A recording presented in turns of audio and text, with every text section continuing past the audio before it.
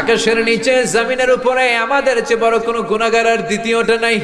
এমন কোনো গুনাহ নাই যে আমরা করি নাই, সগীরা কবিরা, জেনে না জেনে, ইচ্ছায় অনিচ্ছায়, শিরকি বেদাতি, বন্ধুর পাল্লায় পড়ে, শয়তানের ধোঁকায় পড়ে হাজার হাজার গুনাহ করেছি।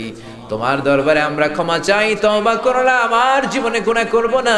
রব্বুল আলামিন আমাদের মাসুম বানিয়ে আমাদেরকে তুমি মাফ করে দাও।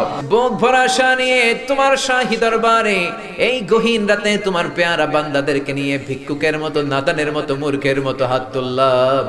আমাদের হাত দুইখানা কবুল আর মঞ্জুর করে দাও। আমাদের আব্বা আম্মা, দাদা দাদি, নানা নানি, চাচা চাচি, খালা খালু, মামা মামি, শ্বশুর শাশুড়ি, পাড়া প্রতিবেশী, দেশি খেসি, সবাইকে তুমি মাফ করে দাও। আমাদের যত আত্মীয় স্বজন 3.5 হাত কবরের বাসিন্দা, তাদের কবরগুলোর জান্নাতুল ফেরদাউসের বাগান বানিয়ে দাও।